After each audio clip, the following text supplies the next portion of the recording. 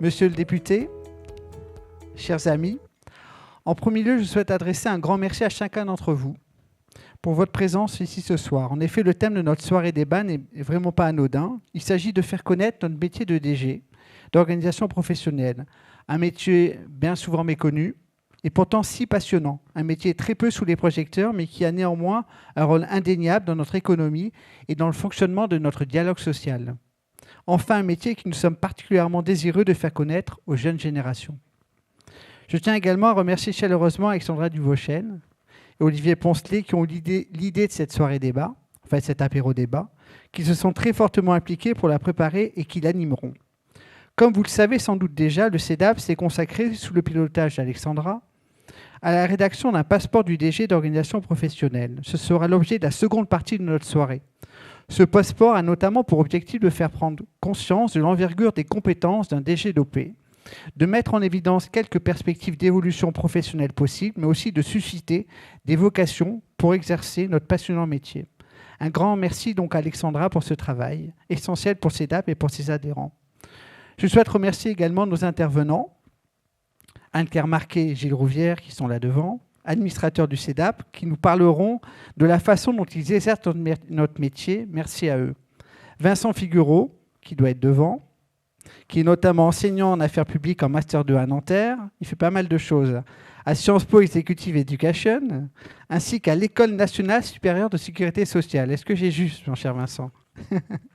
Qui nous parlera notamment de sa perception ainsi que de celle de ses étudiants de notre métier. Merci Vincent.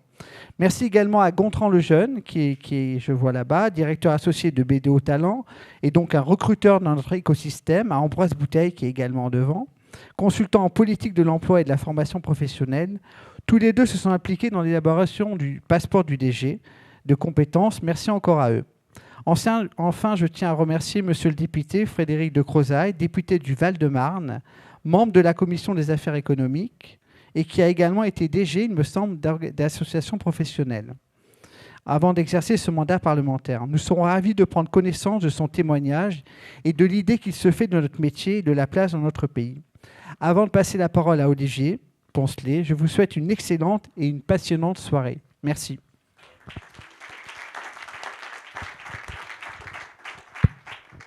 Alors bonjour à tous, Olivier Poncelet, je suis hyper content d'être avec vous. On a organisé ça avec Alexandra, avec l'équipe du CEDAP, merci beaucoup à eux. Donc Hervé a organisé ça, c'est bon Stéphane? All good? On a proposé, voilà la zapette, 3 séquences pour notre petit apéro débat. Une première table ronde avec les personnes qu'a évoquées et je vais les inviter d'ores et déjà à monter sur scène.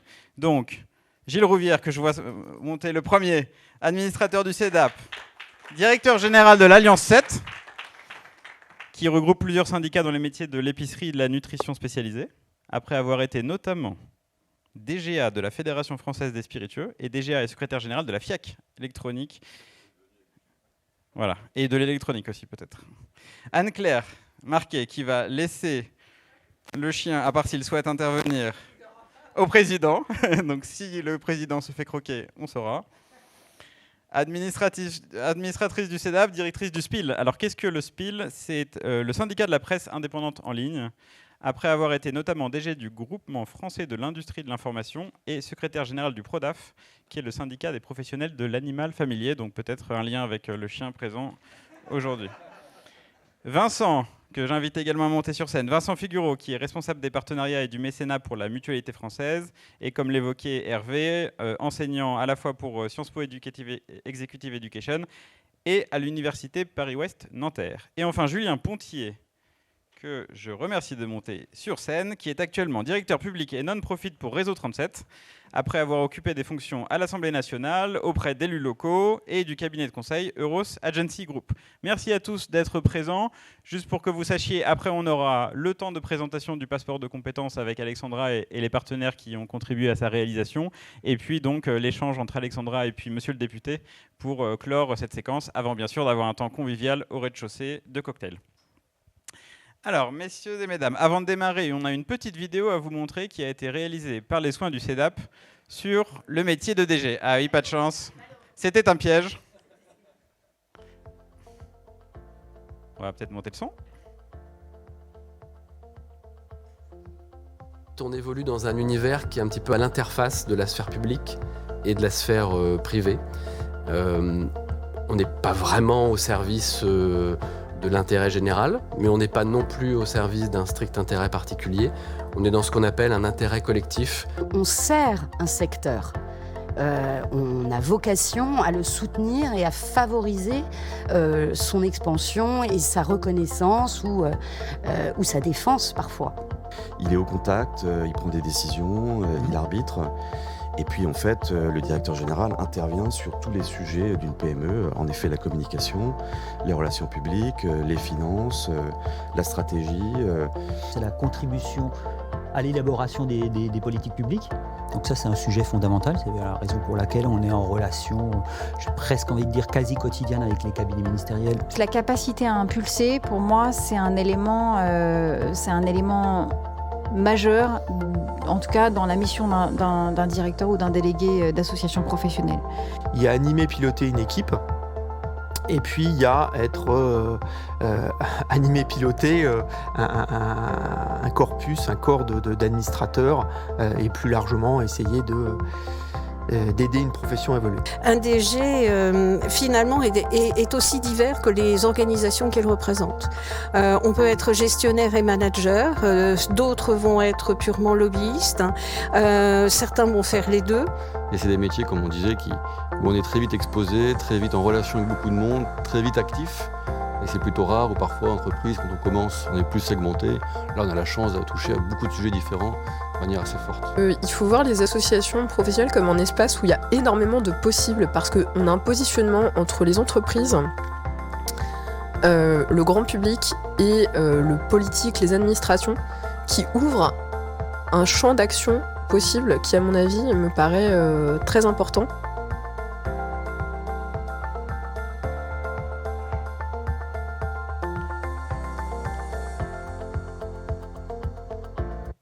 Alors du coup, la question est très simple, et je vais vous donner la parole à chacun. En une phrase, peut-on dire que DG d'organisation professionnelle, c'est un métier comme un autre? Anne-Claire.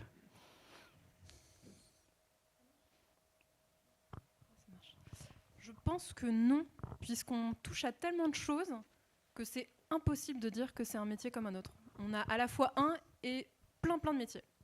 Gilles. Merci. Alors, en venant, j'avais plutôt l'intention de dire que c'est un métier comme un autre, avec des spécificités. Puis finalement, j'ai eu une soirée où j'ai dû présenter mon métier à ma famille, certains cousins éloignés. Là, j'ai compris qu'on était un peu à part quand même. Vincent. Moi, je n'ai pas envie de répondre à cette question, mais enfin... Oh bah ça commence bien. Si, je vais y répondre. Mauvais élève. Je pense que les difficultés que vous venez de dire sont exactement les mêmes pour des métiers qui ne sont pas les vôtres. Dans ma famille, personne ne comprend ce que je fais. Voilà. Julien. Moi, je vais vous faire une réponse de Normand. J'espère qu'il n'y a pas de Normand dans la salle, mais non, je ne le suis pas moi-même.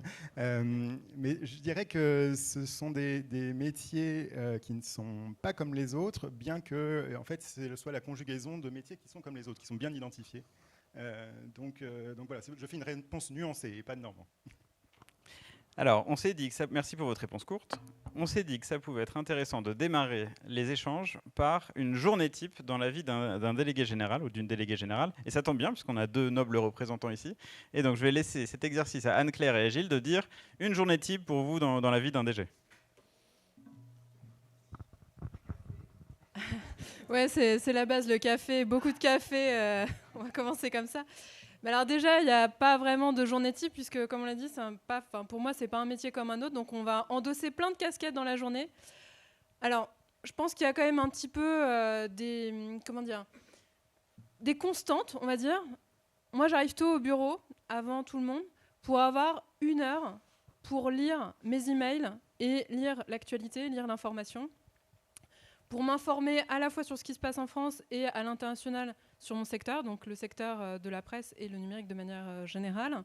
Ensuite, mes collaborateurs arrivent, donc on fait le point sur les besoins, sur les tâches importantes des heures et de la semaine, faire le suivi des projets. Après, il y a du travail souvent purement opérationnel sur des revues de documents, ce genre de choses. Souvent des déjeuners, soit avec l'écosystème ou des acteurs issus du monde institutionnel, que ce soit éventuellement des parlementaires ou notre administration. Dans l'après-midi, ce sont souvent des réunions ou des rencontres avec les adhérents ou des groupes de travail. En fin de journée, on refait un point souvent avec l'équipe sur ce qu'on a fait dans la journée, sur les besoins éventuels, les retards sur les projets ou ce genre de choses. Et enfin, le soir, en tout cas pour moi, je sors quand même assez souvent pour le syndicat, que ce soit pour réseauter, aller aux événements du secteur, aller aux événements institutionnels, aussi ouvrir mes horizons en allant à des conférences ou ce genre de choses. Ouais, une journée bien remplie. Alors effectivement, au niveau des journées types, on peut raisonner par différents blocs. Par exemple, si je prends aujourd'hui, qui est une journée, comme j'ai beaucoup travaillé, je vais prendre aujourd'hui, ce sera plus simple. Donc aujourd'hui, par exemple, j'ai commencé par valider des éléments statutaires pour un CA, parce qu'en tant que DG, on est quand même garant du bon fonctionnement de la boutique et du service. Donc le dossier de séance validé, préparé par les équipes.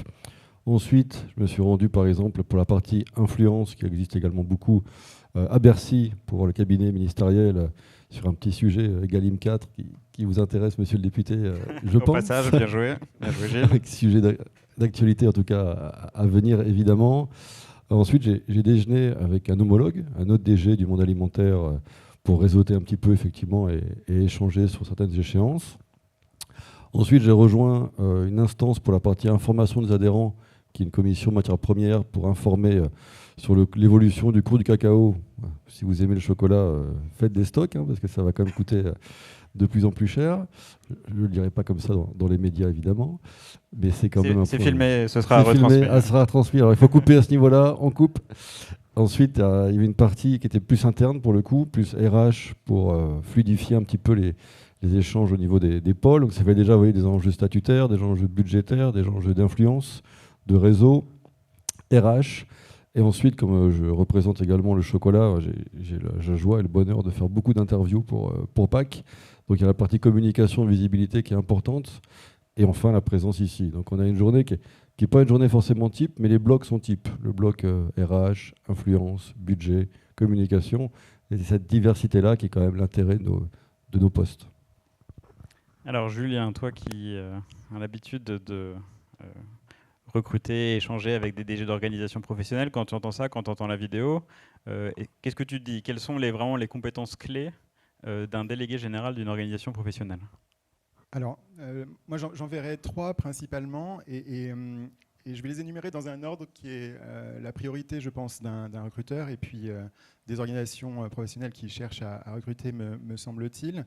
J'insiste sur cet ordre parce que souvent, ce n'est pas le même que celui des candidats. C'est souvent même l'inverse. Mais je serais intéressé d'avoir vos réactions peut-être à la fin de la table ronde là-dessus. Pour moi, la principale qualité à avoir, c'est de savoir gérer une structure. C'est être gestionnaire, avoir des compétences sur la gestion d'un budget, des compétences RH, de management. Parce que, en fait, si la structure n'est pas à flot sur le plan financier, tout ce qui est peut-être plus noble dans le métier, c'est-à-dire plutôt les affaires publiques, la communication, ce que souvent les candidats recherchent quand ils viennent être candidats pour ce type de poste, eh bien, point de salut. Donc, moi, je mettrais cette première compétence en avant. Pour une autre raison d'ailleurs, c'est que, j'ai plus les statistiques, mais je crois les avoir vues dans vos documents, la moyenne des organisations professionnelles, la moyenne de salariés, c'est 2-3. Donc ça veut dire qu'on ne peut pas se retourner, on n'a pas une armée derrière pour pouvoir assumer ce genre de compétences. Donc il faut savoir être solide, et c'est la raison pour laquelle je le mettrais en point 1. Le deuxième point, c'est plus qu'une compétence, on parlerait plus de soft skills, là c'est des qualités de diplomatie.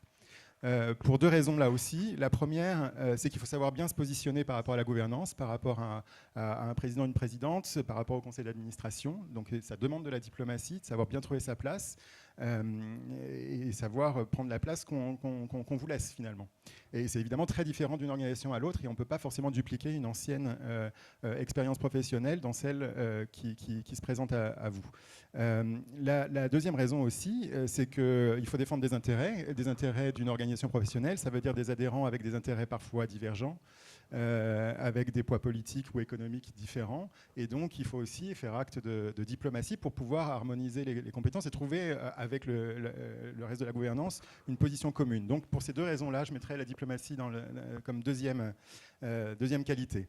Et enfin, la troisième, plus classique, celle que les candidats en général ont toutes et tous en tête, c'est celle d'avoir des compétences stratégiques, c'est-à-dire en affaires publiques et en communication. Évidemment, ce qui est essentiel, c'est de savoir transformer un dossier technique complexe en un discours communicant, compréhensible du plus grand nombre. Donc évidemment, c'est des compétences essentielles. Et puis évidemment, connaître les rouages législatifs, plus généralement les rouages institutionnels. Voilà. Et donc j'insiste sur cet ordre-là, ces 3 points, parce que souvent, c'est ce que les recruteurs ont en tête. Mais en revanche, les candidats l'ont peut-être en tête, mais dans l'ordre inverse. Et alors toi, Vincent, toi qui viens plutôt, sauf erreur de ma part, qui a un tropisme plutôt sur le 3e point, est-ce que tu mettrais ça dans le même ordre? Ou est-ce que tu verrais d'autres compétences qu'on n'a pas évoquées? Alors, moi, il me revient la tâche très compliquée et délicate d'être un peu le Candide de cette assemblée, parce que je suis très impressionné déjà de me trouver devant vous toutes et vous tous. J'imagine, si vous êtes exactement comme vous deux, j'imagine que vous avez multiples compétences et des qualités qui sont extrêmes, parce qu'en plus, ça veut dire qu'il faut avoir en plus une capacité à absorber des journées qui sont multiples et plurielles dans une seule. Bon. Oui, alors moi, je n'ai pas la première qualité ou la première compétence qui vient d'être évoquée, parce que je ne suis pas gestionnaire. Moi, je suis salarié d'une entreprise, en l'occurrence d'une fédération professionnelle, puisque c'est la Mutualité française, où j'ai fait la plupart de ma carrière. Et donc, je n'ai pas de compétences, je n'ai pas fait d'études de gestion, etc. Donc, évidemment, quand je vous entends dire ça, je me dis déjà que ça, c'est un point qui m'est un peu inconnu, mais en même temps, je comprends évidemment très très bien ce que vous dites, et c'est totalement naturel, puisque c'est quand même le nerf de la guerre. Il faut quand même bien savoir gérer une structure pour qu'elle tourne et qu'elle ait une capacité de développement, etc. Moi, je m'intéresserai évidemment peut-être davantage aux deux autres que vous avez évoquées, celle de diplomatie, mais aussi la troisième, évidemment, puisque ça a été vraiment ce qui a constitué mon cœur de métier depuis que je travaille à la Mutualité française, puisque j'ai été dans un premier temps... je ne vais pas vous raconter ma vie, hein, rassurez-vous, mais j'ai été pendant 18 ans responsable des relations institutionnelles de la Mutualité française. Donc je m'occupais du lobbying avec les décideurs publics français. Et puis depuis une dizaine d'années, je suis responsable des partenariats. Donc je suis ce qu'on appelle un professionnel de l'influence. Bon, alors... mais la qualité que vous venez de dire de diplomatie m'intéresse parce qu'elle est ainsi aussi un peu ce qu'on pourrait, la manière dont on pourrait qualifier des personnes qui s'occupent des relations avec des décideurs publics, puisqu'on a souvent qualifié les lobbyistes, qui est évidemment un méchant mot comme vous savez, de diplomates d'entreprise.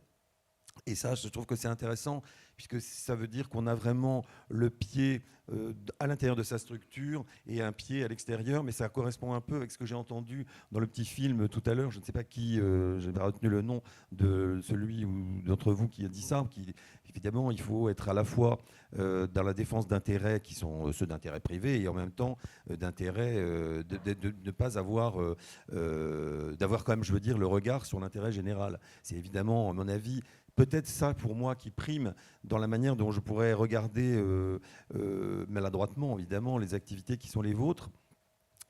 Mais j'ai envie de vous dire, voilà, il y a peut-être une petite aporie qu'il faut vider. Et, elle a été en partie, il me semble, abordée par Hannah Arendt. Si vous me permettez, peut-être là, une petite citation. Hannah Arendt, dans la manière dont elle aborde l'esprit humain, elle dit qu'il y a deux types de pensée. Il y a la pensée calculante, qui est celle, évidemment, qui est celle que vous avez évoquée dans la première qualité. Évidemment, c'est celle qui va nous amener, comme être humain, à faire le calcul de nos intérêts et de voir comment l'on peut avancer à l'intérieur d'intérêts très divergents. Et puis, il y a la pensée méditante, Et elle les oppose sans non plus les mettre dos à dos. C'est-à-dire que je pense que pour être véritablement, et quelles que soient d'ailleurs les activités, mais en particulier les vôtres évidemment, il faut savoir lier les deux dimensions. Voilà. Et je pense qu'il faut savoir être à la fois quelqu'un qui est dans le concret, c'est ce que vous faites, c'est ce que vous avez expliqué tous les deux, voilà, je valide des trucs d'instance pour mon conseil d'administration, mon assemblée générale, je ne sais pas, et en même temps être en capacité de se projeter vers autre chose et peut-être de se dépasser soi-même dans quels que soient d'ailleurs les champs d'activités qui sont les vôtres et les types d'activités, comment dirais-je, de fonctions qui sont les vôtres, parce que j'ai bien compris que c'est pas exactement non plus les mêmes en fonction des champs professionnels que vous occupez et que ce sont probablement des métiers souvent un peu différents en fonction justement de ces champs d'activité. Donc voilà, être en capacité de nouer à la fois des rapports avec les autres, avec son écosystème, j'allais dire aussi d'être en capacité de défendre son propre besoin, etc., face à des décideurs publics. Et puis en même temps, eh bien, évidemment, gérer une équipe, gérer un budget. Voilà, tout ceci doivent être des choses qui sont en apparence opposées, mais qui doivent être conciliables. Bon, j'ai l'impression de dire des choses totalement banales, parce que naturellement, c'est ce que vous ressentez, c'est ce que vous vivez, je suppose, au quotidien. Mais moi, j'ajouterais peut-être une autre dimension à ces éléments qui viennent d'être dits, qu'on a partagés là, et y compris ceux qui ont été dits dans le film. C'est peut-être... mais alors là, je vais vous faire une autre citation, mais je suis un garçon très littéraire. Et puis après, on donnera la parole à Anne-Claire et Gilles. Je suis un garçon littéraire, donc je ne peux pas m'en empêcher. Je vais vous citer André Gide. André Gide, dans une conférence qu'il avait donnée en 1900 sur l'influence en littérature, vous voyez, ça n'a vraiment rien à voir avec notre sujet, avait qualifié avait indiqué que pour lui, les choses les plus influencées ou les époques les plus influencées sont celles qui sont les meilleures parce qu'elles ont reçu évidemment le limon fécond d'une autre époque, ou peut-être c'est comme ça aussi que l'on dit dans le langage courant qu'une personne a une bonne influence, n'est-ce pas, sur une autre, ou qu'un climat a une bonne influence sur la santé. Et lui disait que celui qui influence ne crée pas, donc il n'a pas, ça coupe court à tout discours négatif et péjoratif sur l'influence, mais il dit qu'il éveille. Donc en fait, je me dis, vous devez être des éveilleurs, voilà, des éveilleurs peut-être de capacité dans vos équipes, parce qu'il faut savoir gérer une équipe, c'est un mot comme ça, mais ça veut dire qu'il faut savoir faire grandir les gens qui travaillent avec vous, peut-être même s'attendre à ce qu'ils quittent ce nid un jour. D'ailleurs, vous-même, c'est ce qui vous arrivera aussi, peut-être, pour aller voguer vers d'autres missions. Mais il faut savoir aussi être en mesure d'éveiller l'intérêt, si je puis dire, dans les interlocuteurs qu'on a en face de soi, et surtout, au premier chef de ceux-là, les interlocuteurs, décideurs publics, puisque c'est évidemment eux qui vont être en mesure d'apporter des réponses à vos besoins. Voilà. Merci Vincent. Sur cet aspect-là, sur l'aspect management, Anne-Claire, Gilles, est-ce que pour vous, on manage une organisation professionnelle comme on managerait une entreprise, ou est-ce que cette dimension d'intérêt général, d'interface avec beaucoup de parties prenantes, elle change la donne? Comment vous voyez les choses? Eh oui, c'était pas prévu comme question. Non, mais c'est une très bonne question.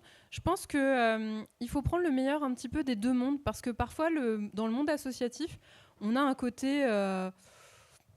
comment le dire, pour le dire vulgairement, mais un peu bordélique, où ça peut partir dans tous les sens, pas très professionnalisé. Ça dépend que les associations, c'est en train d'évoluer dans un certain nombre d'associations. Mais dans les petites structures, comme c'est le cas de beaucoup d'organisations professionnelles, souvent, je pense que les process ne sont pas forcément très cadrés au niveau RH. Et on a tout intérêt, je pense, pour fidéliser nos collaborateurs et nous-mêmes rendre notre vie plus facile, rendre notre structure plus pérenne, inciter aussi des talents à nous rejoindre, à avoir des manières de fonctionner qui se rapprochent, je pense, des entreprises, en pensant formation, en pensant sur la rémunération, en pensant sur l'évolution des carrières, effectivement, comme vous le disiez, justement de penser que les gens nous quitteront peut-être, mais en tout cas de tout faire pour qu'ils aient envie de rester avec nous le plus longtemps possible, d'éveiller leur curiosité au quotidien, de développer leurs compétences de toutes les manières possibles, de développer leur mission, d'ouvrir le champ des possibilités pour eux, explorer des domaines auxquels ils n'avaient pas pensé, leur faire confiance aussi pour tester de nouvelles choses. Moi, je pense qu'il y a plein de moyens de s'inspirer des entreprises dans la manière de penser le management pour améliorer le fonctionnement des associations. Et nous, en tant qu'association, on a aussi un avantage, je pense, par rapport aux entreprises, c'est que souvent, on a plus de temps, peut-être. On a un fonctionnement qui est peut-être un peu plus souple que dans des grandes entreprises, ce qui est aussi attractif. Moi, par exemple, c'est ce qui me permet de garder certains très très bons collaborateurs chez moi, c'est qu'on peut permettre, par exemple, du télétravail quasiment illimité pour certains, en tout cas pour ceux qui le veulent. En particulier pour les périodes un peu plus creuses, par exemple l'été, on peut se permettre de le faire. Et je pense que ce serait un peu plus compliqué dans une entreprise où on serait très nombreux et où il faut tout processer, par exemple. Peut-être une plus grande latitude dans les projets. Gilles, qu'est-ce que tu en penses ? Oui, effectivement, il y a un certain conformisme aussi. Oui, je suis parfaitement d'accord. Alors, le management, de toute façon, d'un point de vue global, que ce soit en entreprise ou en association ou partout ailleurs, c'est la partie la plus frustrante et la plus enrichissante. Je crois qu'il faut être honnête. On a tous eu le sentiment par moment qu'en tant que manager, on méritait davantage de retours positifs de l'équipe qu'on a reçu. Et donc ça, c'est la partie frustrante, de se dire je fais des efforts quand même, je fais attention à eux, je suis sympa sur les salaires, je mets des primes. Enfin, on se dit quand même, ça m'a pris du temps, j'ai fait gaffe. Et en retour, on a un merci poli de 3% de l'équipe et encore. Donc ça, c'est la partie frustrante qui existe, je pense, partout. Et la partie, évidemment, que vous avez citée, qui est enrichissante, c'est la partie management pour les échanges, essayer d'accompagner les équipes, faire progresser les personnes. Là, c'est la partie qui est plus stimulante, mais il y a quand même les deux aspects. Je pense dans les fédérations, il y a un point important, c'est que nos équipes, on les paye moyennement, en global. On n'a pas d'intéressement, on n'a pas de stock option, on a des petits variables. Donc en termes de salaire et d'avantages, on n'est pas les mieux du marché, clairement. Nos propres adhérents sont bien mieux disants que nous-mêmes. Donc l'enjeu pour nous, c'est vraiment de garder, tu l'as dit, de garder les talents. Et garder les talents en fédération, je me suis fait une religion, mais qui est assez basique. Si on n'est pas capable, en tant que manager de fédération ou de syndicat, d'offrir un cadre stimulant mais bienveillant pour que les gens se sentent bien, pour qu'au-delà du salaire, ils aient un vrai... Je ne vais pas dire qu'ils sont contents tous les matins de venir au travail, ce serait un peu cliché, mais qu'ils soient au moins dans un cadre où les choses se passent bien, où on fait attention à eux et on offre des conditions de travail positives, c'est comme ça qu'on va les garder. Parce que si on ne fait pas ça, si on est juste moyen là-dessus, et qu'en plus on paye mal, pourquoi rester chez nous ? Alors vous allez me dire, par la passion de la défense sectorielle, du chocolat ou autre, quand on a 23 ans peut-être, mais vite, on arrive vite aux limites. Et il y a un autre point managérial, j'en finis par là, qui est assez compliqué, je trouve, et on l'évoque souvent en CEDAP, en management, c'est garder les talents jeunes. Garder les jeunes, on embauche des gens très compétents à 24, 25 ans. La jeunesse faisant, ils sont quand même vite assez gourmands et exigeants en termes de titres et de salaire. Et nous, dans des structures où l'évolution est quand même limitée, au mieux, il y a un pôle, et peut-être que le jeune, un jour, prendra la place de la directrice de pôle et évoluera. Mais s'il n'y a pas cette marche-là, que peut-on offrir à un jeune au bout de 3 ans de métier chez nous comme progression ? Ça, c'est un enjeu qui est extrêmement compliqué. Et j'ai perdu moi-même plusieurs personnes parce que mes propres adhérents me les ont débauchés. Alors on va dire dans ces moments-là, c'est un signe de reconnaissance du travail effectué, donc c'est une récompense. Non, c'est quand même une sanction pour nous au quotidien. Et dans ces moments-là, j'ai vu les écarts de salaire qui parfois sont quand même délirants pour des jeunes talents. Et donc si vous avez la clé, on échangera peut-être tout à l'heure, pour garder des jeunes à fort potentiel, je suis assez preneur. Ah bah ça tombe bien, on a Julien qui est autour de la table.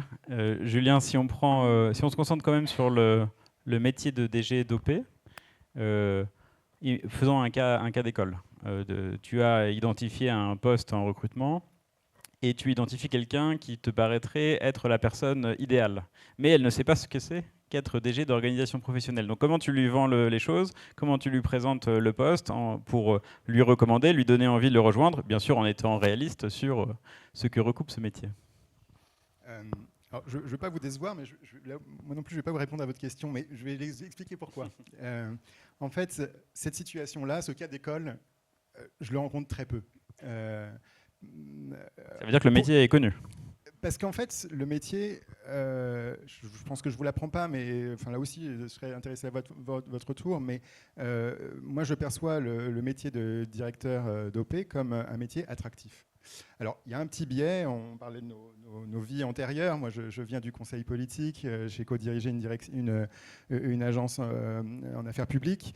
Et donc, quand j'ai pris mes fonctions de directeur chez Réseau 137, évidemment, je m'étais préparé à la vague et j'ai été contacté par mes anciens collègues, que ce soit collaborateurs d'élus en collectivité locale, cabinet ministériel ou même conseiller senior dans une agence. Et donc, enfin, il faut avoir conscience qu'en tout cas sur ce type de population, le métier de directeur général d'organisation professionnelle est un rêve, voire j'utiliserais presque le terme de fantasme. Parce que, en fait, ils y voient les qualités qu'ils ont développées dans leur fonction antérieure. Je reviens à ma première réponse, c'est-à-dire qu'ils pensent cocher toutes les cases. Et en fait, ça n'est pas forcément vrai.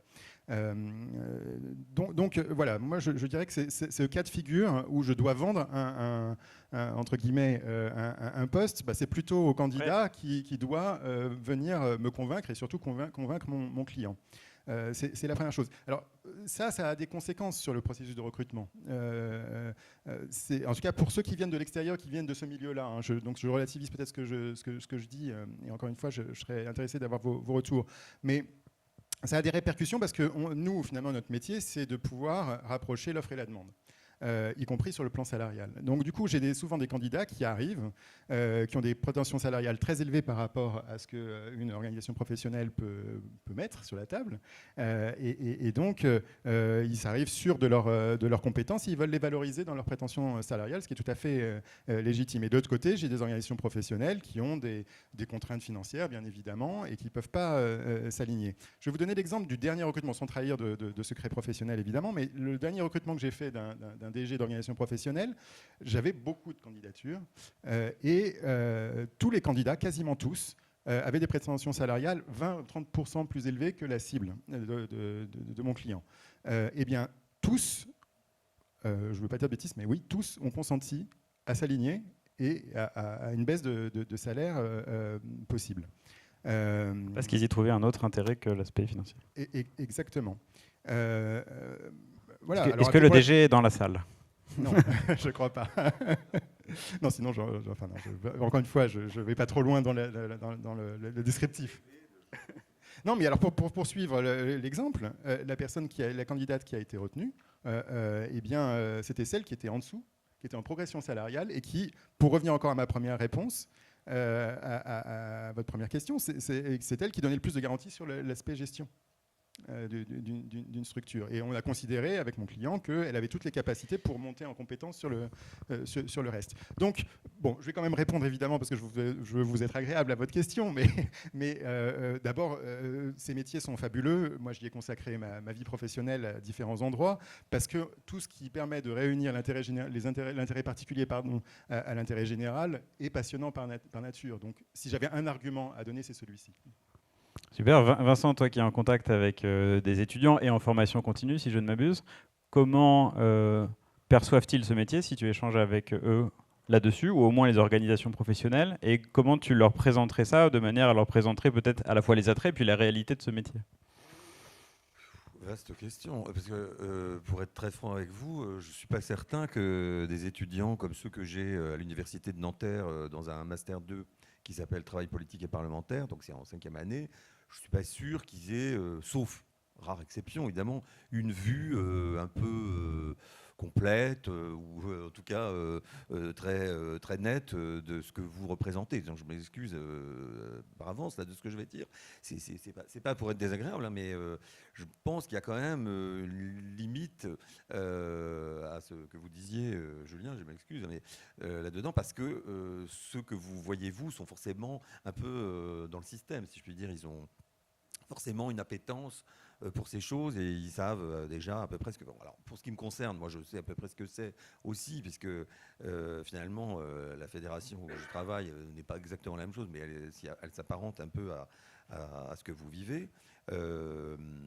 Donc comment rendre ces métiers attractifs? Je ne vois pas d'autre solution que d'en faire la démonstration. Donc d'ailleurs j'invite tout le monde à venir intervenir dans mon cours pour que bien sûr, ces métiers soient rendus déjà, qu'ils soient portés à la connaissance. Vous savez, je crois que les jeunes, puisque vous parliez beaucoup des jeunes, d'ailleurs, par parenthèse, il serait bien d'avoir une petite réflexion aussi sur le travail des seniors, enfin, soit dit en passant. Mais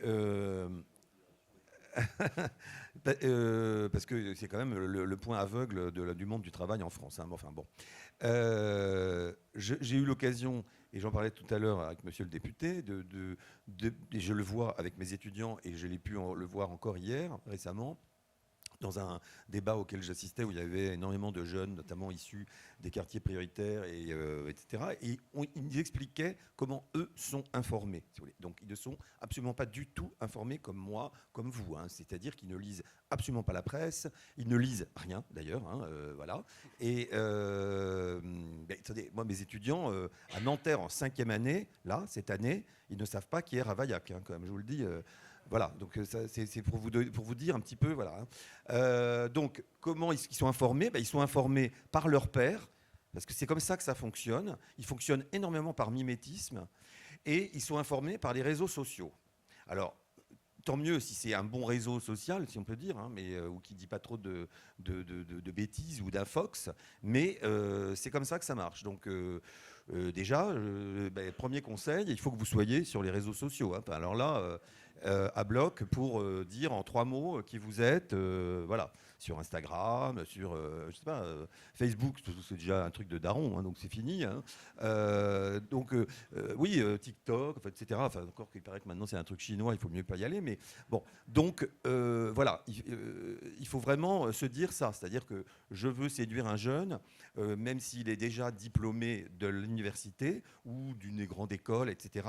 Il a quand même assez peu de connaissances tout court, et il a donc très peu de connaissances de qui vous êtes. Alors peut-être il aura des connaissances, ou elle, pardon, excusez-moi. D'ailleurs, c'est pas très paritaire comme table ronde, mais enfin bon.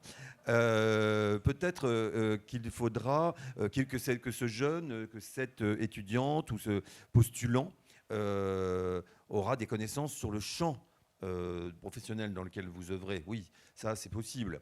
Ou aura au moins le désir de s'y intéresser et de s'y investir. C'est souvent comme ça que ça marche, parce que c'est souvent ce que me disent les étudiants.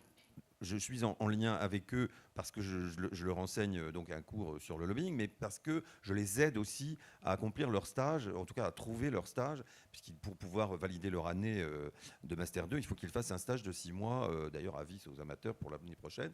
Je vois des têtes que je reconnais. Voilà, il y a un formulaire à la sortie. Voilà, oui, on distribuera des tracts, etc.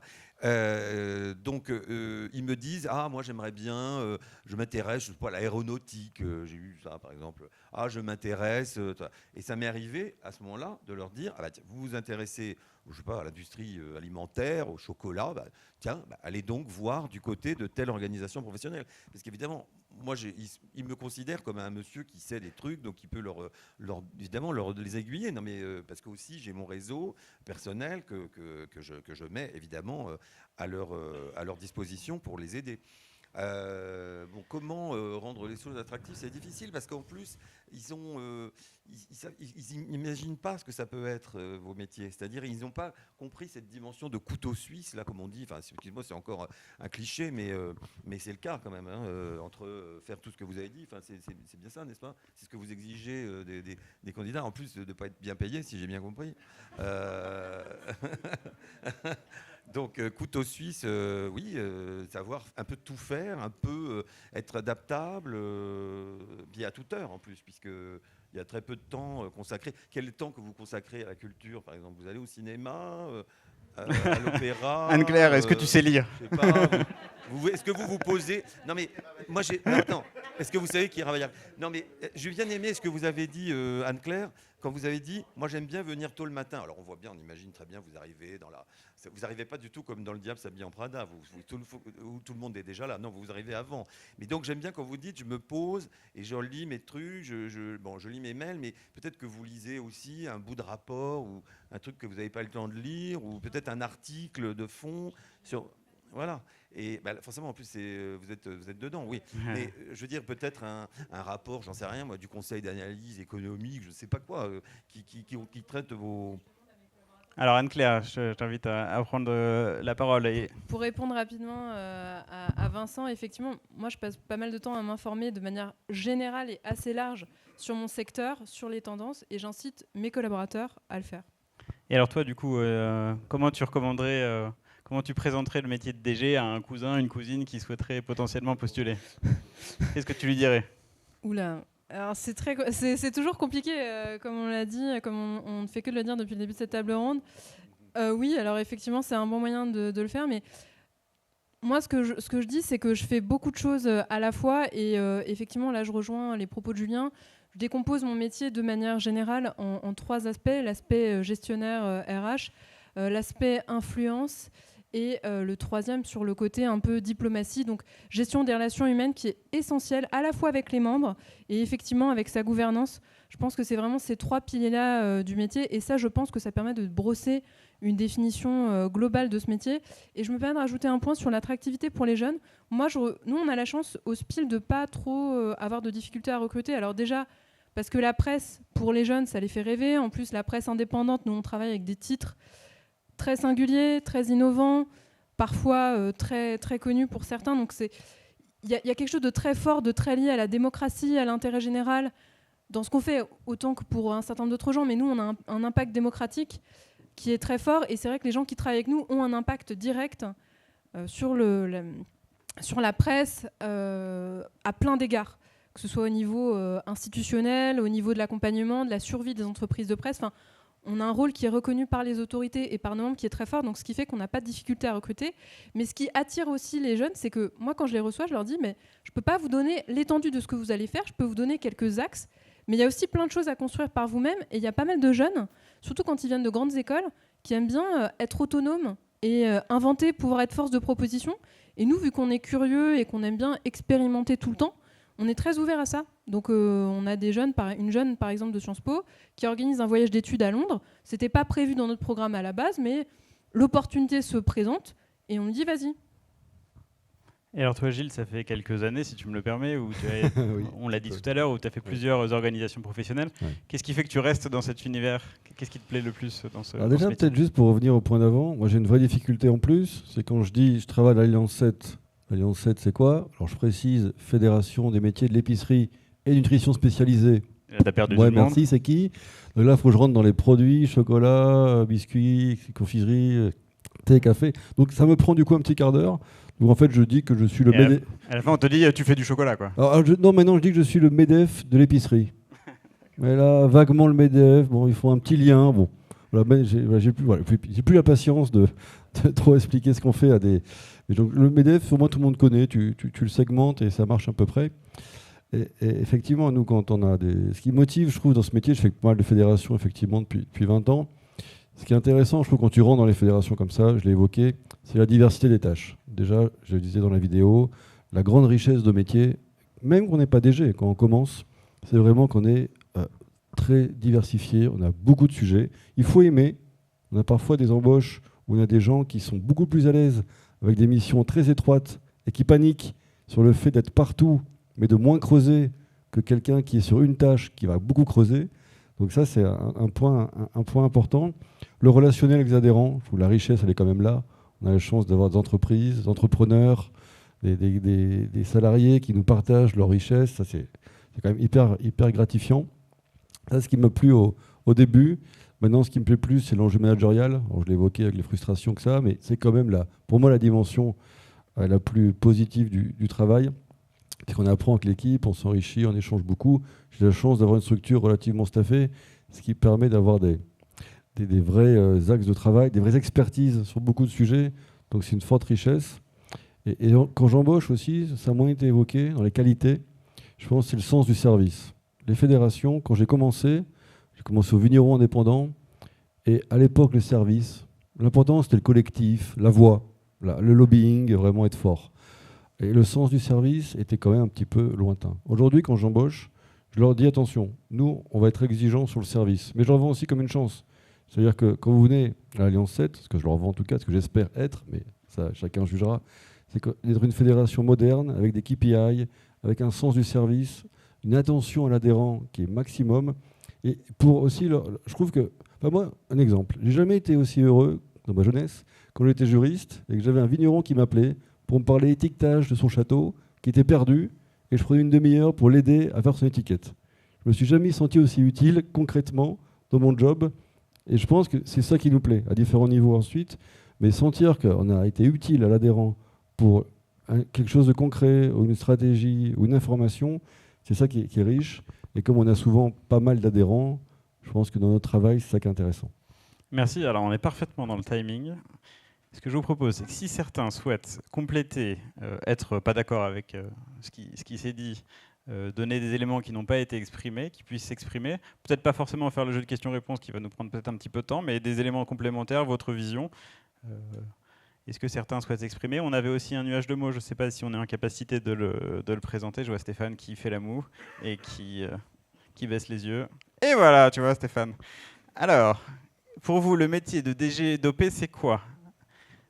Alors, on va essayer d'être... J'ai l'impression que peut-être ça montre l'aspect couteau suisse, puisqu'il y a beaucoup de choses qui apparaissent à peu près au même niveau. L'aspect relationnel qu'on évoquait sur l'aspect... interface avec beaucoup des dirigeants, des parlementaires, des décideurs publics, de son équipe. Et puis après, donc, le côté pluridisciplinaire qu'on retrouve, et puis tous les éléments qu'on a évoqués, à la fois le côté politique, affaires publiques, le côté serviciel que vient d'évoquer Gilles, mais globalement, ce qu'on retrouve le plus, c'est le côté polyvalence, pluridisciplinaire, transversal, interpersonnel, et puis pour finir là-dessus, un chef d'orchestre, puisque ça, c'est magnifique. Est-ce qu'il y a des éléments complémentaires ou on passe à... Oui. Alors, on va vous donner le micro. Ça permettra aussi à la vidéo de mieux capter. Je pense qu'il manque le mot collectif. On est engagé pour un collectif, un secteur, c'est une action collective qu'on mène. Évidemment, il y a l'intérêt de chacun des membres à effectivement l'aider, se rendre utile. Mais je trouve qu'il y a vraiment une démarche collective qui est hyper importante quand on est DG d'une association professionnelle. Merci pour ce complément. Ah, oui, je vois pas bien. Juste sur le collectif, je suis d'accord avec vous, mais je rajouterais quelque chose qui me marque beaucoup, parce que moi je viens d'une grande entreprise et je suis arrivé il y a quelques années dans le monde des organisations professionnelles. Et on parlait beaucoup dans cette grande entreprise dans laquelle j'étais, qui était Michelin, d'open innovation, etc. Mais ça, c'était un discours. Mais ça partait de cette conviction que tout seul, même une grande entreprise, n'arrivera pas à résoudre les problèmes de la décarbonation, des sujets sur lesquels, des nouveaux marchés sur lesquels elle doit. Et c'est dans le cadre d'une organisation professionnelle qu'on peut co-construire, qu'on peut développer ce collectif, mais aussi avec d'autres organisations professionnelles. Moi, je dirige une organisation qui réunit des constructeurs de machines pour l'industrie, d'équipements. Et donc, on travaille en filière avec toutes les grandes filières clientes sur les enjeux, par exemple, du packaging du futur, sur les enjeux du développement du nucléaire, etc. Et là, il y a vraiment quelque chose qui ne peut se faire que chez nous. Et je crois qu'il faut insister parce que ça fait des années qu'on parle d'open innovation, de co-construction, etc. Maintenant, on le fait. Et je crois qu'on le fait vraiment dans les organisations professionnelles. J'ai ce sentiment, en tout cas. Merci pour ce témoignage. Je crois qu'il y avait une demande ici.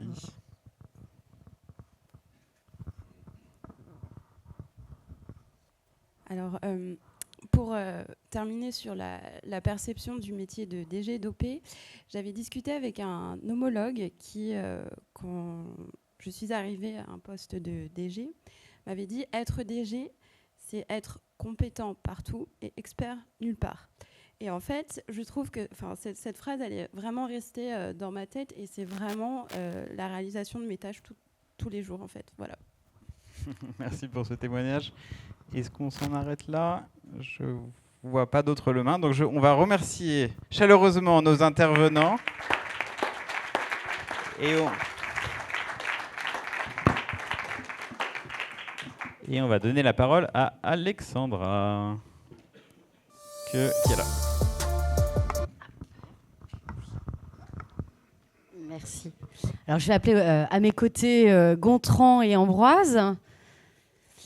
Et peut-être pour faire la transition, c'est vrai que d'abord merci parce que vous nous avez finalement confortés dans l'exercice que nous avons réalisé.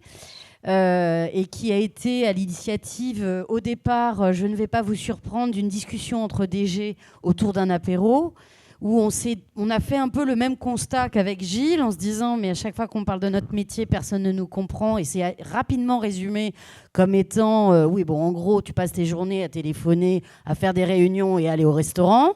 Bon, on s'est dit qu'il y avait quand même un peu plus de compétences que ça à illustrer. Et donc, avec plusieurs DG adhérents du CEDAP, eh bien, on s'est dit qu'on allait construire un passeport du DG, une partie qui favoriserait la sécurisation de notre emploi, parce qu'il est mal connu globalement, mais il a aussi des interrogations pour les élus qui nous recrutent, et souvent ça nécessite quand même d'avoir un petit regard sur le contrat de travail, et on a fait ce premier travail avec le cabinet FIDAL. Et puis dans une seconde phase, on s'est dit, maintenant on va décrire qui on est, ce qu'on fait de manière concrète dans 3 objectifs. Alors, hop, ah non, alors comment c'est... Alors il faut aussi être compétent en technologie, merci. Merci de me rendre ridicule. Bien, alors... Ah, mais c'est moi. C'est là. Il faut appuyer. On va y arriver. Non, il veut pas.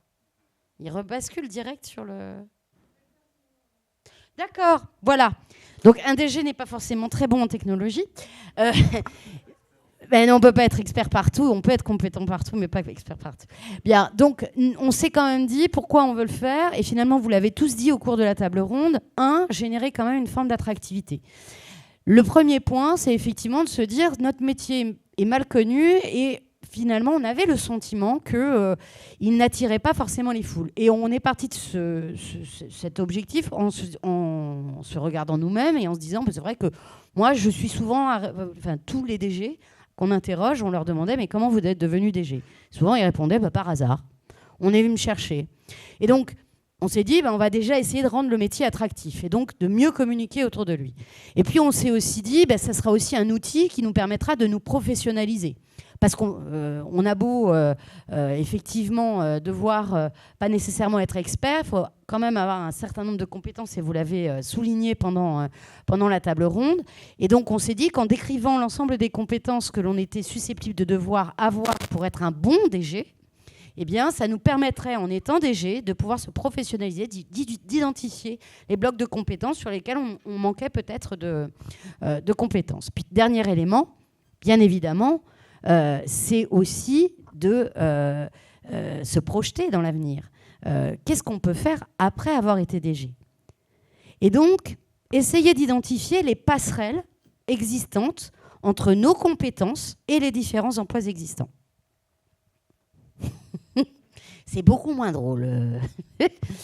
Donc, effectivement, d'abord, on s'est posé la question de savoir quelle était la valeur ajoutée d'un délégué général. Et dans ce cadre-là, le groupe de travail avec lequel nous avons travaillé au sein du CEDAP, eh bien, on a également accueilli donc, Ambroise Bouteille, qui nous a fait travailler et réfléchir sur la véritable valeur ajoutée d'un DG d'OP. Merci. Oui, Ambroise Bouteille, consultant. On travaille pour les branches depuis une trentaine d'années sur la compétence. Voilà. Alors, quand on a commencé à travailler, sur les compétences de ce DG d'OP, on s'est vite rendu compte que, un peu à notre surprise, qu'il y en avait peu d'entre elles qui étaient véritablement complètement spécifiques. Alors bien sûr, il y a par exemple la négociation d'une CCN, le lobbying d'un certain secteur, encore que ça ressemble pas mal à celui d'une entreprise, peut-être dans certains cas. Et donc c'était un peu, d'une certaine manière, contre-intuitif, le fait qu'il n'y ait pas tellement de choses tellement spécifiques. Et on s'est dit, alors qu'est-ce qui finalement en fait la spécificité, puisque c'est quand même un métier qui a l'air d'être bien particulier, hein. Eh bien, c'est un peu tout ce qui a été exprimé jusqu'à présent, c'est qu'en fait, il y en a un très grand nombre de ces compétences, et c'est surtout qu'elles sont orchestrées, coordonnées, d'une manière qui est bien particulière, qui est bien originale à ce métier. Un peu ce rôle de chef d'orchestre, de plaque tournante, finalement, d'une organisation qui est une organisation ouverte. Parce que finalement, d'une certaine manière, ça a été dit tout à l'heure, il y a un premier niveau où on se dit, c'est finalement un chef d'entreprise, d'une petite entreprise. Hein. On l'a représenté ici sous un peu la forme d'un triangle. Il a une équipe qui manage, voilà. Il fait de la gestion budgétaire, il définit une offre, voilà. Mais il a peut-être par rapport à un dirigeant de PME, il va avoir donc un deuxième univers qu'il va devoir gérer. C'est celui du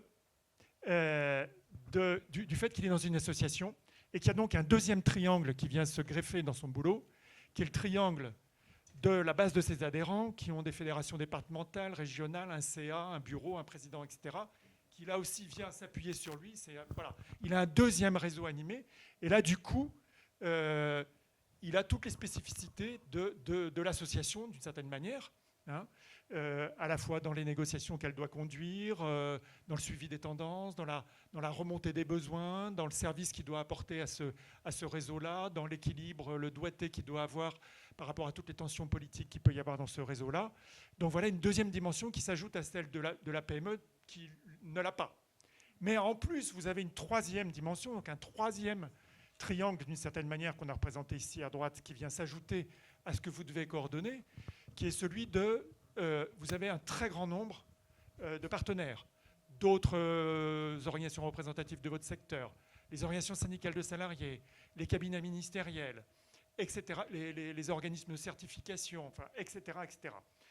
Et là aussi, une forte responsabilité dans cette présence, dans cette capacité à porter un message auprès de ces acteurs, dans cette capacité à entendre ce qui est dit et à le refaire passer à vos équipes, à le refaire passer à vos entreprises adhérents. Voilà. Et donc, c'est ce rôle, finalement, au milieu de plaque tournante, de chef d'orchestre, de trois univers dont vous avez la responsabilité de l'interrelation, de l'articulation, de l'animation, qui fait véritablement votre spécificité.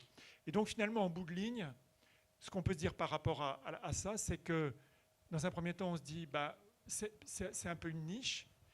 Et bien, finalement, non, vous êtes peut-être effectivement dans un métier un peu particulier qui peut le sembler, mais en fait, vous êtes en capacité de travailler dans des univers extrêmement différents parce que cette immense ouverture, cette capacité que vous avez peut vous permettre de rebondir finalement dans plein de secteurs différents pour mettre en valeur certaines de vos compétences. Certainement pas les trois, probablement pas les trois, mais vous avez 3 pieds, on va dire, et vous avez de quoi avancer en rajoutant un 4e et en perdant un, peu importe. Voilà, c'est cette capacité finalement à appliquer ces compétences dont aucune est véritablement experte, encore que, bon, mais en tout cas qui sont extrêmement vastes dans leur nombre et dans leur capacité d'adaptation. Voilà à peu près ce qu'on a tiré un peu de cette analyse globale de votre valeur ajoutée. Merci Ambroise. Alors c'est vrai que cet aspect multidimensionnel, ce triptyque et cette nécessité de s'adapter à différents acteurs, différents clients finalement et de manière différente, ça nous a aussi rassurés sur le fait de se dire oui, on est compétent. On a fait un peu une thérapie collective quand on a fait ce référentiel de bloc de compétences, hein, très clairement. Puis ça nous a coûté moins cher qu'un psy, hein, je vous le conseille. La prochaine fois qu'il y a des groupes de travail au CEDAP, n'hésitez pas à vous inscrire, on se marre bien aussi.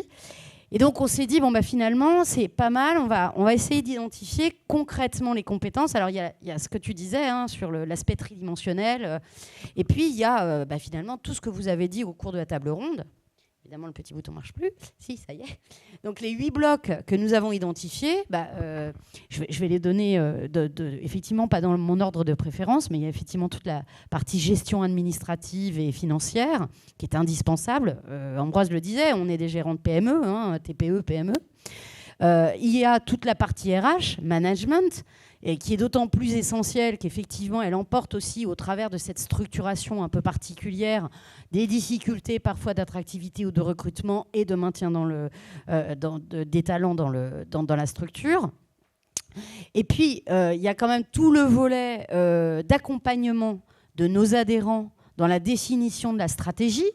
Ce bloc-là est aussi un bloc absolument essentiel. On doit être un petit peu gestionnaire de projet, impulser des dynamiques, avoir des méthodes. On est aussi garant, tu le disais Gilles, de la bonne gouvernance.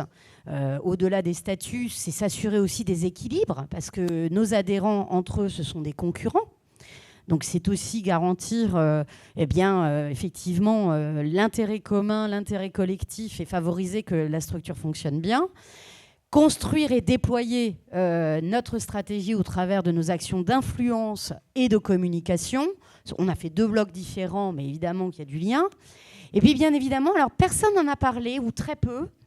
Il y a quand même une compétence pour beaucoup d'entre nous, qui sommes des organisations professionnelles représentatives, et je sais que cette année est une année forte, puisque nous engageons à une nouvelle reconnaissance de représentativité, c'est la négociation sociale et les échanges sur la formation professionnelle.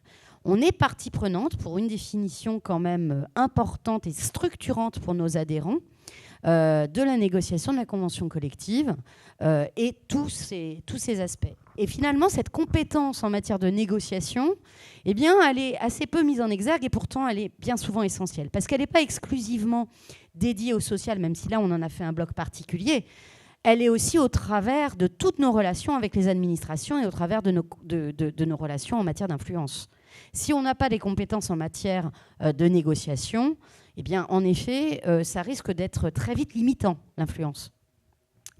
Et puis, enfin, vous l'avez dit, Gilles, tu l'as dit, on doit aujourd'hui aussi être pourvoyeur de services, développer donc une attractivité de nos associations pour multiplier le nombre d'adhérents. Donc ça, c'est effectivement aussi savoir se vendre. et puis voilà, les actions plus classiques par lesquelles j'ai commencé, qui sont effectivement pas celles qui nous définissent le plus. Je peux vous dire que quand on a fait ce travail-là, on était très heureux de se rendre compte qu'on était particulièrement... on avait un champ très très large de compétences finalement. Et ça rassure parce qu'on a souvent tendance effectivement à ne pas identifier clairement qui on est. Alors une fois qu'on a fait ce travail-là, avec Gontran, on s'est... Ça veut pas, hein. Ah, ça marchait bien tout à l'heure pourtant. Hein. On a réussi à l'avoir, mais voilà. Donc on s'est posé pas mal de questions aussi sur...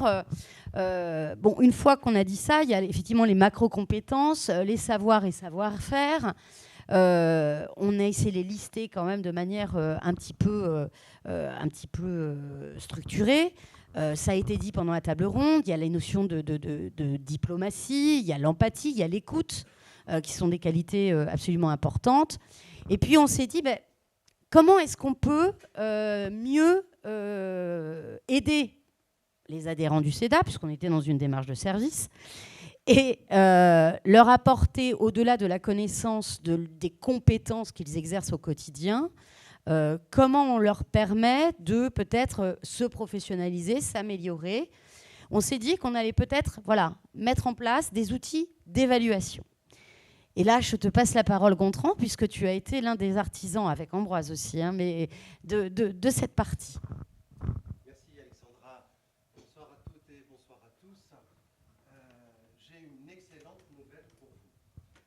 D'abord, c'est celle de définir le rôle d'un délégué général. Il ne faut même pas se poser la question, suis-je un bon ou un mauvais délégué général, mais pour moi, ce que je vous dis là, c'est le fruit de 15 ans d'expérience dans le recrutement, dans vos univers, avec mon associé Sophie Lachaud. Eh bien, c'est celui qui sait rien faire. Alors, c'est un peu provocateur tel quel, mais c'est quand même fondé dans le sens où il y a quand même un mais, c'est celui qui sait s'entourer des meilleurs. Parce que, à ce jour, je ne veux pas, et j'ai rencontré la plupart d'entre vous.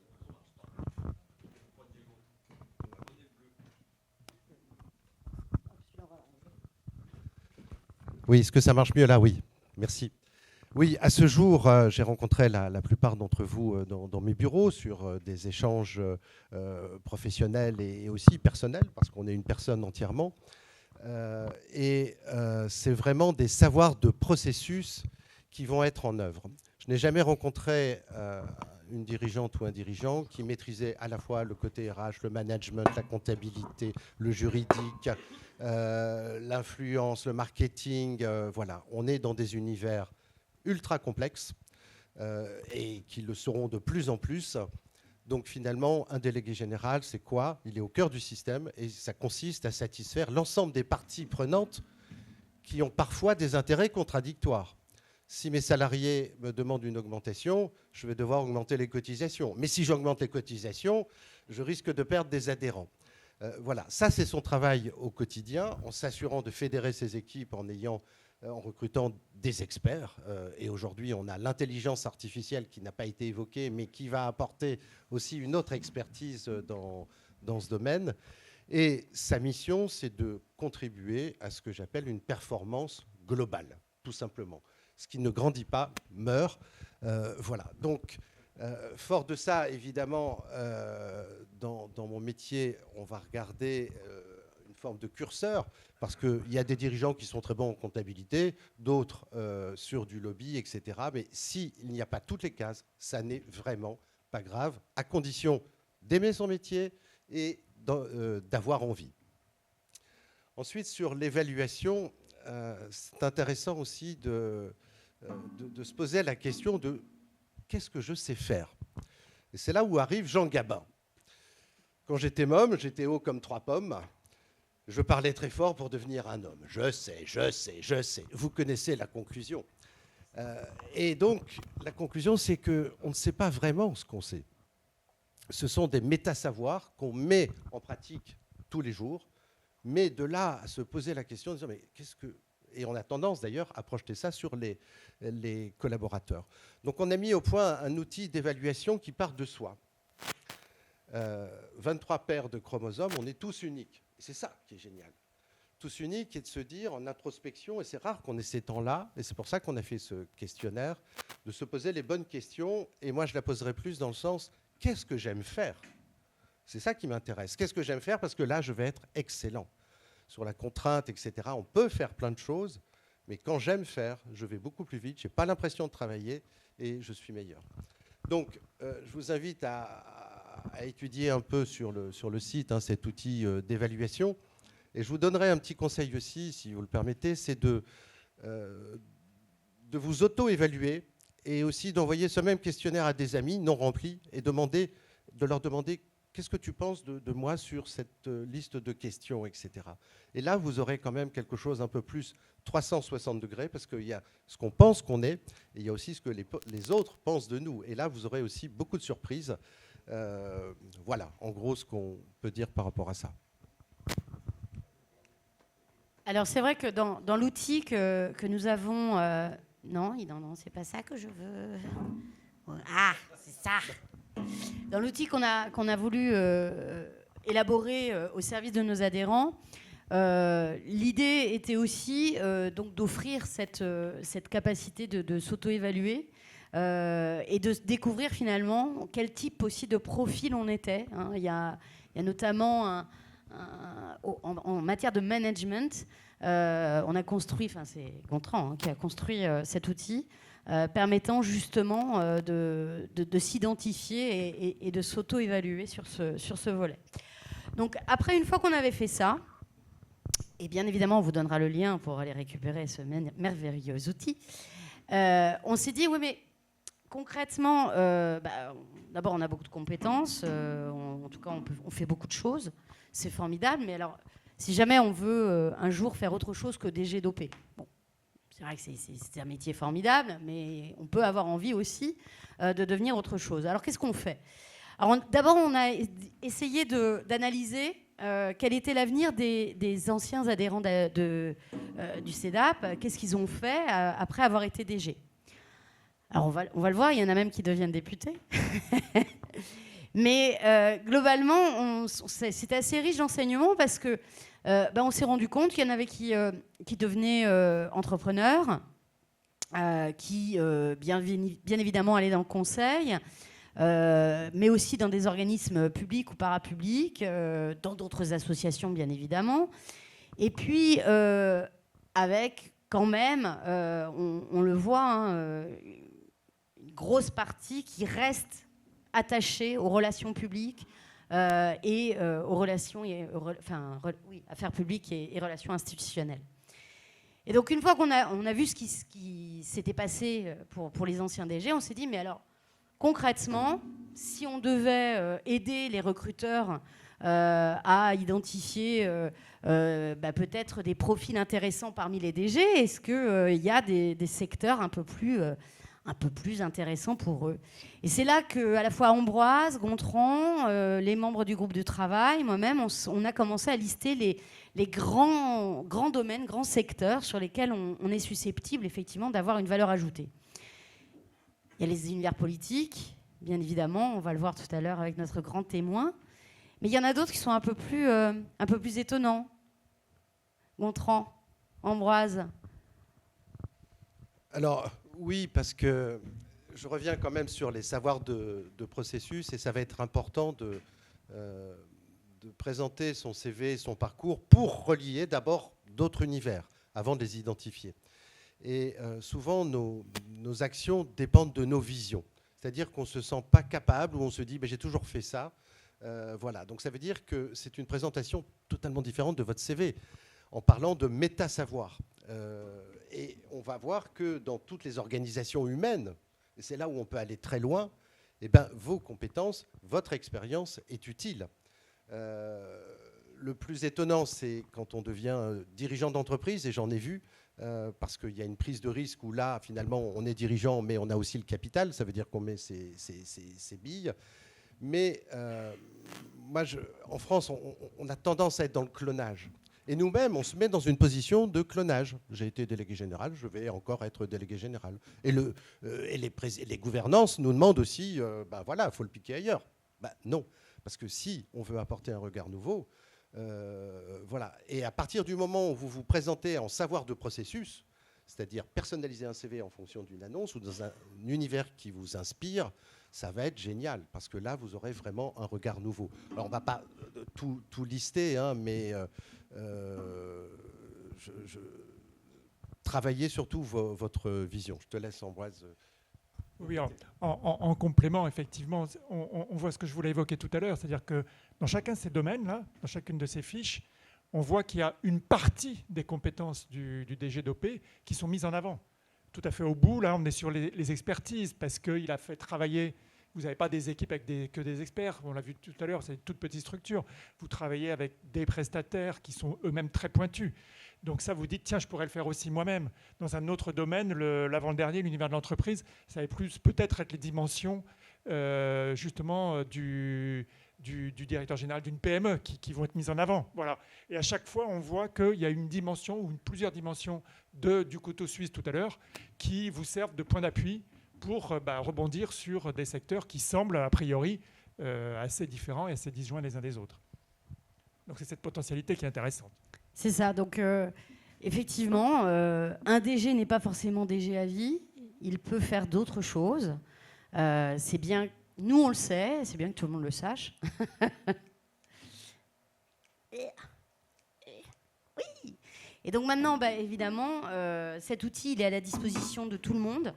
Bien sûr nos adhérents, mais aussi l'ensemble des personnes qui souhaitent comprendre ce qu'est un DG d'organisation professionnelle, qui souhaitent le partager, le faire savoir, et puis peut-être identifier les profils les plus adaptés pour rendre aux structures associatives, aux organisations professionnelles, un service en fournissant un DG qui, selon nous, tel que décrit, répond bien effectivement aux attendus.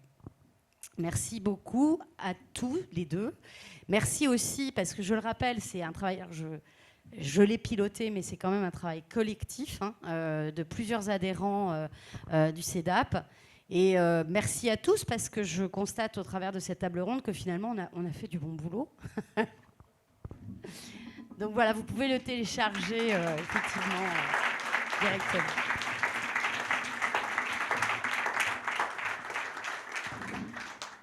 Alors, une fois qu'on vous a présenté l'outil, qu'on a vu l'idée que les gens s'en faisaient, moi j'aimerais beaucoup accueillir maintenant monsieur le député Frédéric Descrozailles pour voir peut-être un petit échange tous les deux. Alors, il n'y a personne, hein, on va faire ça discrètement. Quel meilleur témoin que vous pour cette table ronde, parce que finalement, vous avez vous-même été délégué général d'organisation professionnelle, et puis aujourd'hui, vous êtes député. Vous êtes donc l'illustration parfaite de cette faculté justement d'évolution de carrière. Je ne suis pas sûre qu'on devienne tous députés néanmoins. Quelle est votre vision à vous des atouts majeurs d'un DG et peut-être de son évolution au cours des années, parce que vous côtoyez aujourd'hui encore des DG en qualité de député? Il y a énormément de choses qui ont été dites. Moi, je me suis complètement retrouvé dans ce qu'on a entendu sur la table ronde et puis dans les référentiels que vous avez évoqués là. Si j'essaie d'être utile et d'ajouter quelque chose, je dirais qu'il y a 3 points, il y a 3 points qui ont été dits, sur lesquels j'insiste, parce que ce sont des trucs qui ont énormément de valeur, quel que soit le métier en fait, et le secteur. La première, c'est que je fais un petit détour parce que j'ai fait du recrutement en fait avant de devenir député, et j'ai adoré ce métier. Et je reprenais une formule d'un ami qui est manager de transition, qui avait une formule un peu choc que je me suis appropriée, que j'aimais beaucoup, qui disait il y a 4 grands profils, 4 grands profils, types de personnalité au travail. Il y a les gens qui aiment faire, les gens qui aiment faire, les gens qui aiment convaincre de ce qu'il faut faire et les gens qui aiment analyser ce qui est fait. Et en fait, on fait tous plus ou moins les 4. Mais on dépense plus ou moins d'énergie dans les 4. C'est-à-dire qu'il y a des trucs qui sont faciles, où ça vient tout seul, puis il y en a d'autres pour lesquels il faut mettre du carburant et puis ça peut déclencher de l'épuisement aussi. DG d'organisation professionnelle, je dirais que c'est essentiellement convaincre de ce qu'il faut faire. Et même s'il y a, encore une fois, il y a les 4. Il faut analyser, on fait aussi soi-même et puis on fait faire parce qu'on est DG. Mais qu'on est au service d'un collectif. Et tant auprès des pouvoirs publics qu'auprès de son conseil d'administration, de son président, et même parfois auprès des adhérents, on est beaucoup dans le convaincre de ce qu'il faut faire. Et ça, je pense que ça mène en fait à plein de choses, parce que typiquement, on peut faire ça un temps et se dire j'ai envie de faire moi-même ou de faire. Et on devient patron, enfin ça apparaît dans votre... ça me fatigue de convaincre, je préfère analyser ce qui est fait. Et on va se retrouver dans une agence et se spécialiser, peut-être justement devenir expert sur les analyses de tendance ou que sais-je. Mais on est tellement au carrefour, ça a été beaucoup dit, que je pense que ça peut effectivement ouvrir plein de portes et on peut se révéler. Au départ, on ne se connaît pas forcément soi-même. Et on peut se révéler parce qu'on s'exerce à tout ça et à se dire c'est là que je vais le plus m'épanouir. Puis il y a une deuxième chose qui est une caractéristique, et ça pour moi ça a été éblouissant dans ma carrière, c'est que c'est un poste où il faut avoir du jugement. C'est pas un poste où vous pouvez être influençable. Ça c'est casse-gueule et ça marche pas. Et moi j'ai beaucoup été formé au contact, je pense en particulier à un vice-président d'une interprofession qui était un type extraordinaire. Un vrai paysan avec des mains calleuses, qui payait pas de mine, qui disait jamais grand-chose. En fait, il était d'une érudition incroyable et ce type, à l'occasion d'une poignée de main, il savait à qui il avait affaire. Et il m'a appris à décoder plein de trucs. Décoder des situations de ce qui se passe en conseil d'administration. Un tel, il est en train de prendre sa revanche de tel truc, il instrumentalise tel sujet etc. Donc, en fait, on désamorce de telle manière, etc. Et c'était quelqu'un qui m'avait dit t'es DG, mais ne t'impose pas trop. Ne déroule pas trop ton truc. Sois plus silencieux et pose des questions. Et il m'avait dit n'oublie jamais, c'est celui qui pose des questions qui conduit l'entretien. C'est une formule que j'ai beaucoup retenue parce que je m'en suis beaucoup servi après quand j'ai recruté d'ailleurs. Et puis le troisième point, c'est cette notion d'engagement qui ressort beaucoup. Et parce que on ne fait pas ce métier-là pour gagner beaucoup d'argent, c'est sûr. Et on est effectivement au service. C'est un métier de service, et de service à l'adhérent. Ça a été dit par Gilles Rouvière en particulier. Et c'est quand même la dimension première. Le client est roi dans une fédération, c'est l'adhérent qui est roi. On ne peut pas engueuler un adhérent. Et on est d'abord là pour se dire en fin de journée, j'ai renforcé la fierté, le sentiment d'appartenance des adhérents. Et ça oblige, mais c'est aussi une dimension qui est très belle et qui a énormément de valeur dans une carrière, à gérer des frustrations. Parce qu'on passe son temps à gérer des frustrations. Des conseils d'administration qui partent en vrille, des trucs qu'on avait préparés, ça ne marche pas, un absentéisme sur un événement. Enfin, c'était bon. C'est pour ça que je parlais de thérapie collective sur ce travail qui a été très utile. Et à propos de ça, je vous raconte juste une anecdote parce que vous m'en avez demandé, mais Oui.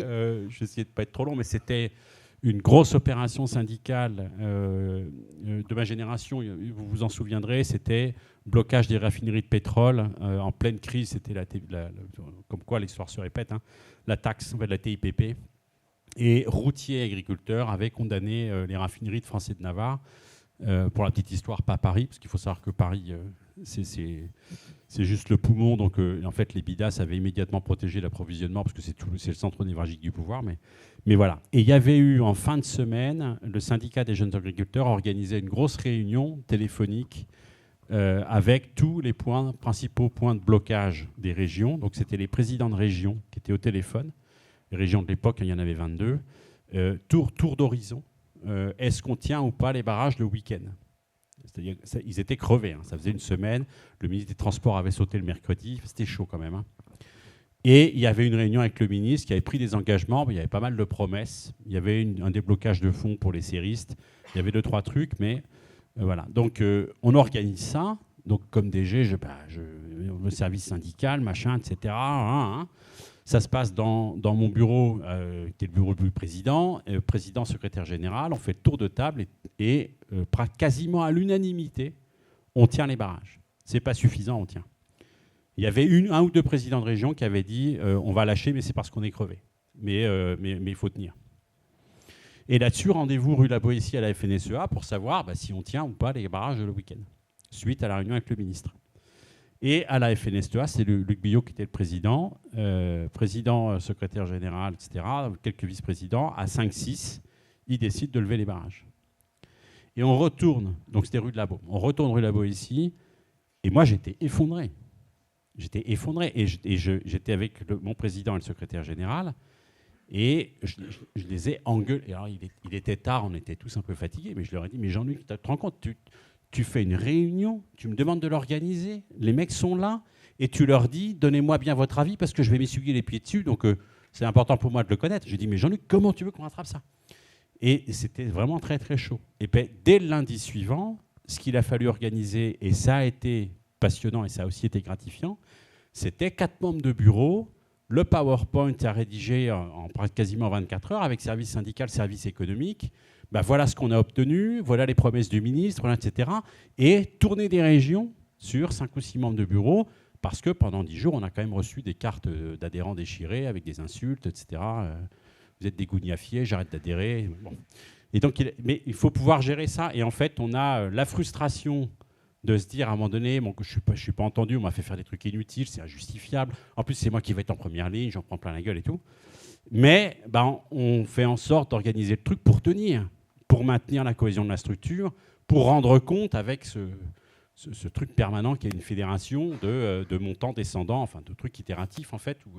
Voilà. Donc je vous donner cet exemple-là parce que c'était une belle expérience. Mais c'est très, très, très illustrant de ce qu'on vit au quotidien. Et vous avez raison, c'est vrai que c'est un terme qui n'a pas forcément été relayé durant la table ronde ou même sur l'explication. C'est le terme frustration. C'est vrai qu'on a un métier de frustration à canaliser parce que parfois les choses n'avancent pas aussi vite que nous le souhaiterions, parce que ce n'est pas le même rythme que l'entreprise, parce que aussi on construit souvent des propositions dans l'esprit et dans la volonté de l'intérêt général, mais ce n'est pas perçu comme tel et pas intégré comme tel. Alors justement, maintenant que vous êtes de l'autre côté, parmi les élus de la République, quelle est votre perception finalement du délégué général ?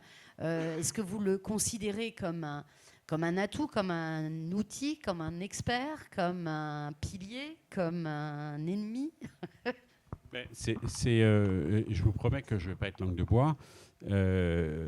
C'est un interlocuteur absolument indispensable, irremplaçable pour un élu. Parce que non seulement...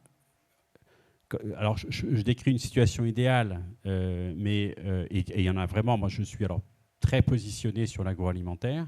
Je connais bien les structures de l'amont à l'aval et je n'ai pas cette qualité de relation avec tous. Mais vous avez, quand ça marche bien, vous avez quelqu'un qui vous permet de décoder les sorties politiques de tel ou tel dans les médias, machin, etc., de calmer le jeu, de dire voilà ce qui est derrière, pour nous la ligne rouge elle est là, etc. Donc qui permet quand même d'avoir, parce qu'il a la maîtrise à la fois de l'expression média et du contenu, de dire nous, bon c'est vraiment important, ça c'est un vrai sujet, ça le ministre il a dit ça, mais voilà comment ça a été vécu, etc. Donc il vous permet quand même de décoder les situations. Et puis c'est accessoirement quand vous avez vraiment une relation, j'allais dire de confiance, j'allais dire de complicité. Je ne devrais pas dire ça, parce qu'on a parlé de lobbying, on n'a pas le droit de... Mais il y a quand même beaucoup d'hypocrisie, y compris dans ce qu'on a voté au moment de la loi HAPTVP, parce que les représentants d'intérêt... Moi, je m'étais engueulé avec quelques collègues en disant là, on se fait plaisir, hein, les représentants d'intérêt, il n'y a que ça en réalité. Enfin, si on est utile, on passe tout notre temps avec des représentants d'intérêt. Enfin, puis après ça, on est grand, on juge et puis on se prononce.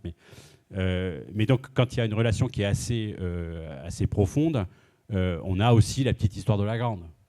Et quelqu'un qui vous dit bon bah là nous en fait en réalité on n'est pas bon là-dessus et en fait ça aide énormément, ça permet de décoder et ça prépare et prolonge ensuite tout ce qui est officiel.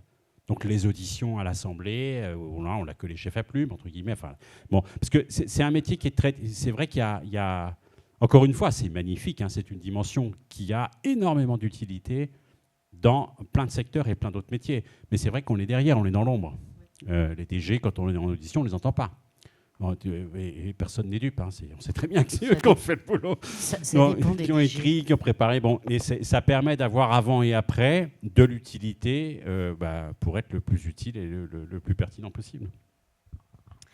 Bon, alors donc, le DG, un métier comme un autre ? Alors, vous avez démarré là-dessus. Moi, j'ai trouvé ça passionnant. Mais si j'avais dû répondre à cette question-là, j'aurais dit, mais c'est quoi un métier comme un autre ? Honnêtement, est-ce que vous imaginez un truc comme ça, avec un parterre de personnes qui vont dire « Nous, on a un métier comme un autre ». Qui dirait ça? Donc, évidemment pas. Mais la table ronde a beaucoup permis d'explorer ce côté touche-à-tout, ce côté, j'aime beaucoup la formule compétent en tout et expert en rien. Moi, j'insiste encore une fois sur le côté convaincre de ce qu'il faut faire, parce que ça peut être très frustrant. On apprend énormément de choses. Il faut parler plusieurs langages. On n'a pas... moi, au tout début de ma carrière, je passais pour un intellectuel parisien cravaté. Dans le monde agricole, ça ne le faisait pas. Il a fallu que je passe 2-3 soirs à faire tomber la cravate et à boire un coup jusqu'à assez tard pour que le lien... Et là, c'est un langage, évidemment, que ce n'est pas le même dans le bureau d'un cabinet ministériel ou pour écrire un haut fonctionnaire. Donc, il y a aussi cette maîtrise-là, de maîtriser des codes, en fait. Donc, pas un métier qu'un autre, au sens où il y a cette dimension qui est très, très touche-à-tout, très, très très, très couteau suisse, qui permet, j'en suis convaincu, d'ouvrir plein de portes. Peut-être plus dans ce métier-là que dans beaucoup d'autres, ouais. Est-ce que vous avez des enfants? J'en ai 3, oui. Est-ce que vous leur conseilleriez de devenir DG? Alors, je vais vous dire, les 2 aînés, il y en a un qui, ça y est, il est entre guillemets sur des rails, il a fini ses études. L'autre, il va démarrer un master l'année prochaine et la 3e, elle va passer en seconde. Ce que je leur ai dit, dès l'aîné, ce que j'avais dit, c'est si tu ne sais pas ce que tu veux faire, c'est pas grave. Passe un truc, va bosser. Quand tu auras été payé 3 ans au SMIC avec un patron que tu trouveras plus con que toi, tu vas sûrement trouver ce que tu as envie de faire. Donc, mon conseil, c'était de pas... Je ne les ai pas poussés. Alors, les 2 aînés ont fait c'est des bac plus 5, mais j'ai énormément poussé pour l'alternance. Et là, de ce point de vue-là, comme élu, pardon, je fais juste une phrase de politique, mais c'est pratiquement le truc dont je suis le plus fier de ce qu'on a fait depuis 6 ans. Si vous c'est cette partie-là. Je vous préviens, on fait un débat, mais moi, je vous demande plein de trucs. Hein. Ouais, mais donc, c'est d'être très, très vite au contact du concret, de pas... parce que c'est dans l'exercice d'une responsabilité qu'on apprend à se connaître soi-même. Et on ne peut s'épanouir que quand on a compris qui on était. Et en plus, c'est vraiment un point important parce qu'on a le réflexe, c'est très paradoxal, mais en fait, on a le réflexe de résister là où ça coince et de brûler beaucoup de gaz pour corriger ce qui ne va pas. On n'a pas le réflexe de faire le contraire, c'est de pousser par là où ça passe. Et quand on fait un truc mal, on va se dire il faut que je me faut que je dépense plus d'énergie pour le faire mieux. Non, faut être, si on est bon ailleurs, c'est très bien. Ça aussi, ça a été dit tout à l'heure. Et ce qui ne va pas, on corrige en s'appuyant sur quelqu'un d'autre. Bon. Mais ça, on apprend à se connaître dans l'exercice. Donc, mes 3 enfants, s'ils veulent faire ça, alléluia. Enfin, moi, je leur dirais, tu vas t'éclater. Enfin, voilà. S'ils font autre chose, c'est pas grave. Et puis, et ce que je leur souhaite, c'est de faire plusieurs métiers, de connaître plusieurs types d'entreprises dans leur carrière. Donc, écoutez, merci beaucoup, monsieur le député. Merci. Olivier.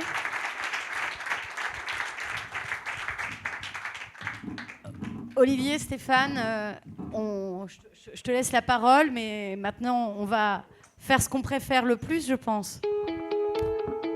Vous êtes tous, comme l'a suggéré Alexandra, vous êtes tous conviés maintenant à un petit cocktail.